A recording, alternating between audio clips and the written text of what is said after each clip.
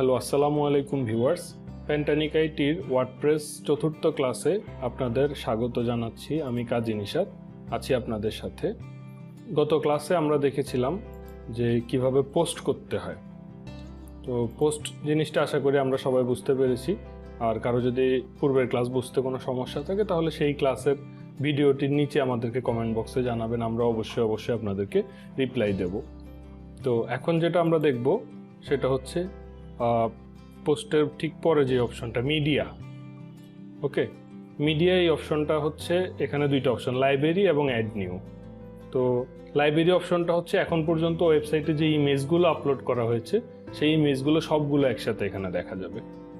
আর add নিউতে হচ্ছে আমি কোনো পোস্ট ছাড়া নর্মালি যদি শুধু ইমেজ আপলোড দিয়ে ওয়েবসাইটে রেখে দিতে চাই, যে আমি 10টা ছবি আপলোড দিয়ে রেখে দিলাম, প্রয়োজন মতো আমি আবার সেটা আমার বিভিন্ন পোস্টে পেজে আমি ব্যবহার করলাম। যেমন আমার লোগো, কয়েকটা ব্যানার ডিজাইন করা, এই জিনিসগুলো আমি আপলোড করে রাখতে পারি। আমি এখন লাইব্রেরিতে গিয়ে দেখি, এই যে আমরা গতদিন যে ছবিটা আপলোড দিয়েছিলাম পোস্ট করার সময় সেই ছবিটা এখানে শো করছে। এখন আমি অ্যাড নিউতে এখান থেকেও যেতে পারি, এখান থেকেও যেতে পারি। অ্যাড নিউতে গিয়ে আমি আরেকটা ছবি আপলোড দিই।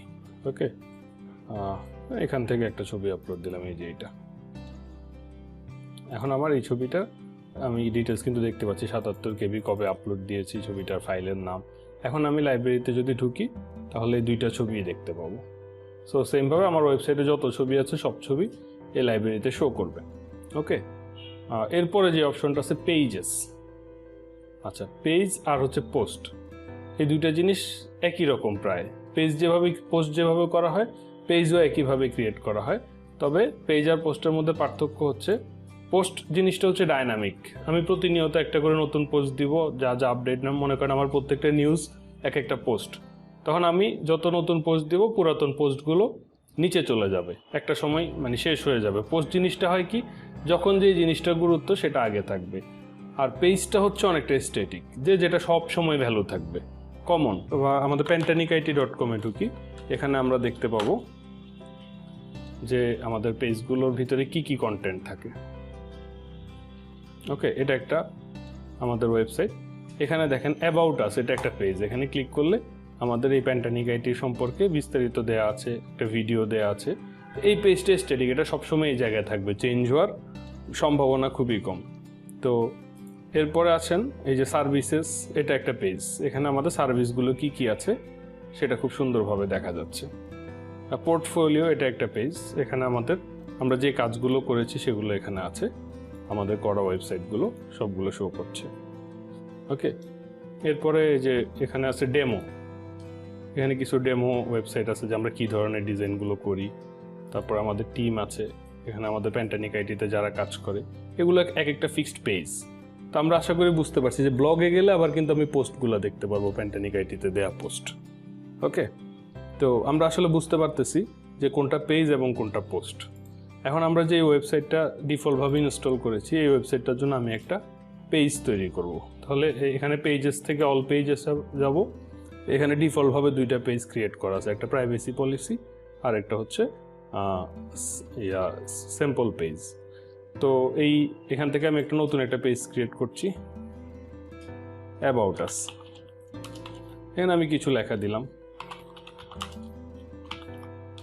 খরচ.com is a dummy website using for Pantanic IT video tutorial. ওকে, এখানে একটা ছবি অ্যাড করে দেব।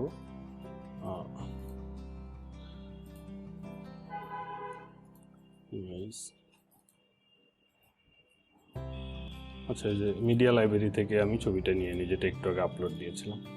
ওকে, আমি একটা ছবি নিয়ে নিলাম, নিয়ে এটা পাবলিশ করে দিলাম।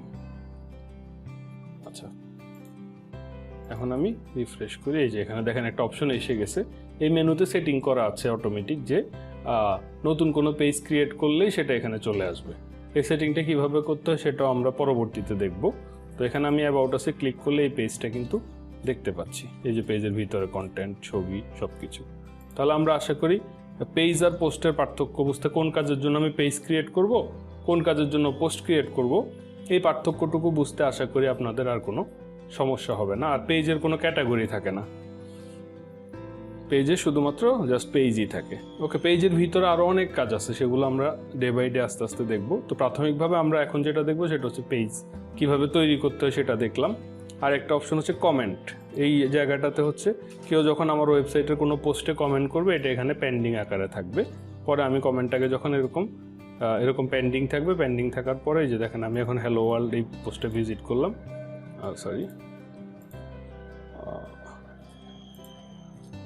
নিচে যাই, এই যে এই পোস্টের নিচে একটা কমেন্ট আছে। এখন কিন্তু এখানে কোনো কমেন্ট শো করছে না। ওকে, আমি কমেন্টটা যখন অ্যাপ্রুভ করবো, এই যে এখান থেকে অ্যাপ্রুভ করলাম, এখন পোস্টটা রিফ্রেশ দিই, এই যে নিচে কিন্তু কমেন্টটা শো করছে। ঠিক আছে, তো আমি যে কোনো কমেন্ট যদি করে থাকি, এখানে লাল একটা কমলা কালার একটা আইকন দেখাবে, ধরেন 3টা কমেন্ট পড়ে থাকলে 3 দেখাবে। আমি এখানে সে চেক করে যদি গুরুত্বপূর্ণ ভ্যালুয়েবল কমেন্ট হয় সেটা অ্যাপ্রুভ করবো, আর যদি কোনো স্প্যাম কমেন্ট হয় সেটা আমরা রিজেক্ট করে দেব। তো আজকে আমাদের ক্লাস এতটুকুই। নেক্সট ক্লাসে আমরা অ্যাপিয়ারেন্স থেকে কাজ শুরু করব। তো thank you everybody, thank you so much.